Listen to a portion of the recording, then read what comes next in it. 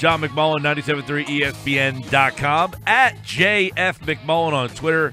Follow him there. And also check out his NFL coverage nationally at FanRag Sports NFL, their National Football League columnist. So we're a week away from them opening up their rookie camps, but they're already making some room for those rookies to come in and those people to come in. Gotta make those moves. Got to, PT. Got to, just like you got your feathers cut. Nice little clean up on the hairdo there. I'm glad you're appreciative of the work my girl did, That's Joanna. right. She's a fantastic style. It's not easy to cut a guy that is desperately hanging on to the feathers that I have left. What was the term, John, that you use? PT, he took a haircut, and the Eagles gave a little haircut to their roster. A couple of lesser-known players, but they had to do it to make some room for these undrafted free agents that are kind of lesser-known themselves. Yeah, out with the old, in with the new. That's pretty much how it goes at this time of year. And you have to make room for your undrafted free agency class. So the Eagles have started that process. And today, 3 more guys that are gone: Andrew Bonnet, Terrell Watson, offensive lineman who was a former third-round pick, and Josh Laberius, but certainly no household names that were going to make this team, obviously, or that all that many Eagles fans are probably aware of, to be honest. No, but I guess the follow-up to that would be, are they done, or is there a bigger name that is still probably waiting for his name to be called? They're done for now. The off-season roster is 90, and right now, at the math before they've signed their actual or announced the signing of their undrafted free agent class, they're at 80. So they have room for 10, and that's right around where I have pegged the guys they've signed. So they're fine right about now, but obviously the off-season roster as a whole is bloated at 90, and there's plenty of room to move and maneuver, and you'll see it probably throughout the off-season. And if a trade comes up for a veteran player, you could certainly easily do it. But as I said kind of yesterday, it's more likely at this point, now that the draft is gone, when you're talking about players like Jason Kelce or Michael Kendricks who could potentially be trade bait, you're probably going to wait till training camp and see if injuries crop up, and then the desire to trade becomes more important for other organizations. So that's just how the way things usually shake out. John, are there any of the undrafted free agents that you think have a shot to make the team? Yeah, I mean, there's 2 things I always say. Of course, they have a shot to make the team. Now, people who expect undrafted free agents to make the team and be key contributors, that's probably not going to happen. As I said, 4 undrafted free agents made the team last year. They've got some high-profile guys coming in. One is one of Mike Gill's guys from West Virginia, the center, Tyler Orlovsky, the running back from Glassboro. Obviously, for a team that is lacking depth at the running back position, if he all of a sudden shows up and plays well, who knows? He could make the football team. But sure, there's always room for undrafted free agents to make the team, whether they will be key contributors. If they are, let's just put it this way, that's not a good sign. 97.3 ESPN.com's John McMullen. He has the list of the guys that the Eagles released today. A couple of unknown guys, but they're cleaning some house, trying to get some undrafted guys in here. And, of course, let's take a look at some of the guys that are here, as you just wrote, over at 97.3 ESPN.com. I want to get into the running back scenarios here a little bit more. You wrote about Donnell Pumphrey, who you think it's going to be an interesting case study in production versus projection. And a lot of people project that he would be a situational type back. He has been a huge productive player in college, and a lot of people said, look, one of the things about the Eagles was production. They went and got guys who produced in the college game. You think Pumphrey is going to be an interesting case study on just that. How much does college production translate to NFL success? Yeah, I mean, I'd like production as well on the college level, but you also have to be realistic. I always point to Tim Tebow as one of the best examples. I mean, that's one of the best college players that ever played the game at that level. And he just didn't have a skill set that projected to move forward in the NFL. And sometimes that happens. But there's the other side of the coin, in that, if you can do it on the biggest stage, and Saturdays playing college football, that's a pretty big stage. That means something. The fact that you can produce at that kind of level. And when you talk about Pumphrey, look, you see the NCAA's all-time leading rusher. That's pretty darn good. So, to me, the question with him is pretty obvious. He's a very small guy, and it's not only height and weight. I see a lot of people making that comparison. They've called him Darren Sproles 2.0, but I just don't see it, because while Darren's short, he's not small. He's incredibly strong, and his lower body is just unbelievable as far as thickness and things like that go. And that's the exact opposite of Pumphrey. He's just slight from top to bottom. And you wonder if he's going to be able to hold up taking the pounding at the NFL level. And I think that's the key question mark with him. John, what kind of role do you see for Pumphrey? And you talked about that he isn't really a Sproles in stature, but can he run a similar assortment of plays the way Sproles does? Well, he's not obviously as advanced as a receiver as Darren is, because of how he played at San Diego State. He was a bell cow. He ran the football. They didn't ask him to catch it all that much, but that doesn't mean he can't do it. Scouts think he showed a natural ability to catch the football, but that, to become as good as Darren Sproles, that comes through years of repetition and things like that. So when you say, can he run a similar set of plays, I don't think so, not right off the bat, but I don't think the Eagles would expect that. I mean, this is going to be a process, and Darren's going to be here this year. Next year, he's not going to be here unless he changes his mind and decides not to retire. So I think this is going to be a year where they try to get him up to speed and try to teach him some of those things. Yeah, you sort of hinted at what I wanted to ask you next. So Sproles already on the team. How much of a role do you see Pumphrey having? Does he have a big role this season? And how would you define his role in 2017, do you think that'll have? Yeah, I mean, projection-wise, I don't think he has a big role in this rookie season. Injuries could change that, as always, and I think that would be the one thing. But if you look at how this team is currently constructed, you would expect Darren Sproles and Wendell Smallwood to get most of the touches. And then he would fit in as the third back. So generally you don't touch the football that much. But if injuries do crop up, he's going to have to be ready to play. Pat Kerwin, interesting, he did a study, and I think people don't realize this. And, if you go back, the average is, when you talk about day one in the NFL, the average rookie starters will be about 40. That's it. And generally about a quarter of them will be put in that position due to injuries in training camp. So it's really difficult to start in this league as a rookie. That's for first rounders, never mind fourth rounders. So, do you hope the guys can contribute as the season wears on? More and more rookies have to play due to injuries, but it's a difficult landscape, and it takes a little bit of time to make the jump from the college to the pro level. John McMullen, 97.3 ESPN.com with us.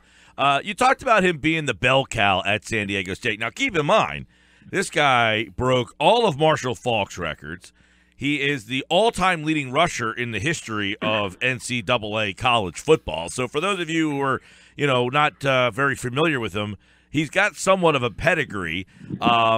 So do you see him in the league as a guy who takes handoffs a lot, or do you see him more morphing into screens, out of the backfield, sweeps, that kind of stuff? Well, I think it depends on him. He's proven he can run the football. He has the innate ability. He's got the feel. He's got the vision. He's got the cutback ability. There's no question he can run the football. The question is, can he run it when NFL-sized linebackers are tackling it? And all of a sudden, if you're 5'8" and 170 pounds, look, 25 carries at the college level is a heck of a lot different than 25 carries at the NFL level. And even though he was able to traverse basically his entire college career without getting injured, he does not shape up as a guy that can handle the football a lot at this level unless he gets in the weight room, unless he gets a lot stronger. And, hey, he's a young kid. Everybody fills out, and he's got the potential to fill out. The question is, will he do it? Yeah, and I know a lot of people, ask if the Eagles got enough weapons this offseason, for Carson Wentz, and they went out and got Jeffrey. They got Torrey Smith, and then, of course, Pumphrey in the draft and a couple of other wide receivers in the draft. But they still haven't got that running back, right? And so we're still looking at that running back position and wondering if it's 3rd down and 1, John, who gets the handoff? It's got to be Wendell Smallwood. But, the Eagles used Darren Sproles a lot in that kind of situation last year. And they might do it again. And I've said it before, they might even do it a little bit more because he is scheduled to retire. And there is no reason to sort of pump the brakes and consider about his longevity moving forward. He's clearly their best running back. But you would think if Wendell Smallwood shows any ability to be a feature back, he would be the guy to use in that type of situation. And he'll have an opportunity to prove some things in training camp. Yeah, Dana Holgerson was on yesterday with us. He seems to think that Smallwood can fulfill that role. And he said, look, we gave it to him at West Virginia 25 times. They handed the ball to Smallwood, and he said as the games went on, he got better. Well, that's generally running backs in general, but, the same thing applies. And that's not an insult to San Diego State or West Virginia. It's different in the NFL. You can hand a guy the ball 25 times there. It doesn't mean you can hand it to him 25 times in the NFL. And by the way, there's very few. You really got to go back to Adrian Peterson in his glory days in Minnesota as being the last back that would consistently get the football that much week in and week out. And you know how powerful he was. Are you calling Dana? Are you calling Dana Holgerson a liar? Is that what you're doing? No, I mean, obviously, unlike, I give Dana a lot of credit. He could be like Brian Kelly and just rip his own players. So I understand why he wants to talk up his own players. But you also got to be realistic. And the fact that basically nobody gets the football 25 times in the NFL anymore, at least on a consistent basis. You'll see it a week here and a week there. But that's just the way the league has gone to more of a rotational system. And I think from that standpoint, I think Wendell has an excellent opportunity to be a big part of the rotation. I thought what you said the other day about Sproles' impending, retirement, which seems a certainty, and saying, you know what, we'll just burn rubber with this guy because we know this is all. We don't have to conserve him anymore. If he's done at the end of the year, production goes up because we know he's done. So I thought that was pretty astute. And I guess you wonder, with that, will there be steady roles for everybody in this backfield, or will Sproles be kind of the guy that we saw for a couple of weeks there? There was a couple of weeks last year where he carried the team in the backfield. Yeah, and I think they will do that as much as they can. But even with that mentality, his body type's not going to hold up for 16 games. So there's going to be opportunities for the other running backs. And first and foremost, unless something changes, and there could still be a trade, there could still be picking up a running back on waivers come training camp. Even though Doug Peterson didn't sound very excited about it, Smallwood's the guy right now. He's the guy who's got the chance to jump up, because no matter what the Eagles say, Ryan Matthews is just not going to be here come September. A couple more Eagles things before we jump to some NFL news and notes. John McMullen, 97.3 ESPN.com, is with us at JF McMullen on Twitter. Make sure you follow him there for all his national NFL coverage as well from FanRag Sports NFL. John, I did my 53-man roster that I put together the other night. I'm having a real tough time finding anybody to play linebacker. Well, they just picked up somebody on waivers, by the way. Yes. Who was a heck of a college player at Boston College, Stephen Daniels. So that's another example of Joe Douglas kind of leaning towards production at the college level. He was a 7th-round pick last year by the Redskins, and he tore his labrum. He missed the entire season. So he's in camp now, but if you look at the Eagles right now, it's obviously Jordan Hicks, it's Nigel Bradham, it's Michael Kendricks until they move them. Those are your 3 starters. The backups, it's not good. It's Joe Walker, who missed last season with a torn ACL. He was a 7th-round pick last year. It's Najee Good, who seems to always make this team, and he's a very good special teams player. And it's Camu Grugier-Hill, who they picked up on waivers last year and is a good special teams player. But you wouldn't want him playing in the base defense. So a guy like, a waiver pickup that doesn't seem much now could really be in play because the Eagles need depth at linebacker. Big time. I was looking over that thinking, man, how do you even have a depth chart with these guys? It was very thin. They're thin there. They're thin at running back. Where else? What's the next deficient area that maybe they didn't do a good enough job this offseason filling? Well, I think obviously it starts with cornerback and running back. Those are the top 2. You mentioned linebacker. They lack depth, and I don't see that improving. And despite the constant bodies, let's be honest, they've added bodies, but they haven't necessarily added the kind of bodies you need at wide receiver. I still don't like this team at wide receiver. Are they much improved from last year? Yes. But are they good enough compared to really, really good NFL teams at that position? Outside of Alshon Jeffrey, I don't think so. Yeah, that's so much is on how 2 guys who played elsewhere last year fit in, and that's always a huge unknown. NFL free agency typically isn't kind. No, it isn't. Occasionally it is. It worked out for the Giants last year. Worked out for the Broncos a couple of years ago when they brought in a bunch of defensive free agents. I think it is more difficult when you talk about a position like receiver, because so much of it is, sort of a chemistry between the quarterback and receiver, and that takes time to develop. And it generally, not to say it's not going to work, but if it does work, it'll probably take 2 or 3 years. And I think it will work ultimately with Alshon Jeffrey. I don't think it'll work with Torrey Smith. And, hey, they added bodies in the draft, but we're talking 4th and 5th round guys. So it's not like top 10 picks. One thing, too, you talk about the corners, the lack of depth there. They going to bring someone else in, or is this what we got?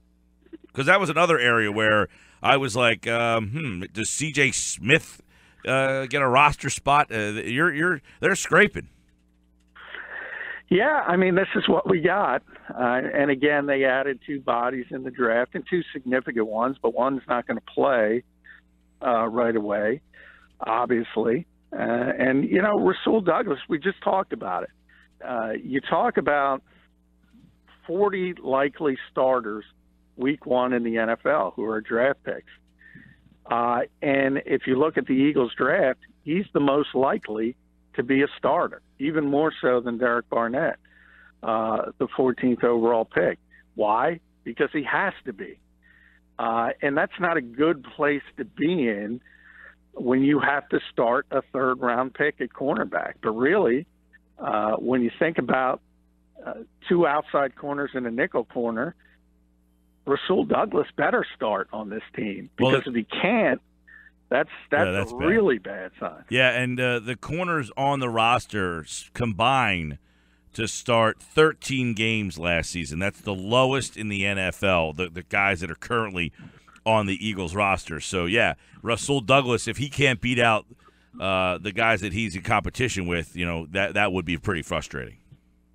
Yeah, and there's no guarantee because, as I mentioned, it is difficult for rookies, but at least on paper, I would think you have Patrick Robinson and Douglas starting on the outside and Jalen Mills being your nickel corner. They like Mills. That's the best case scenario. And that's not a great scenario. They like Mills. They like him a lot. Well, I like Jalen too, because he really did a yeoman's job last year in some really, really difficult circumstances. And the one thing I like about him is he's got that mentality of a cornerback. You're going to get beat. Even the best ones get beat. He got beat a lot, but he didn't let it affect him, and he didn't go into a funk because of it. So he's strong mentally, and I think he will improve. But he's got some limitations athletically. He's just not that fast. All right, John McMullen, 97.3 ESPN.com, at JF McMullen on Twitter, as the NFL has rookie camps opening up this weekend. The Eagles will open theirs up on May the 12th. That's next Friday here on the Sports Bash. Listen for coverage of the Eagles. Of course, your home for Eagles football, 97.3 ESPN. John, you the man. Hey, thank you, guys. Take care, John.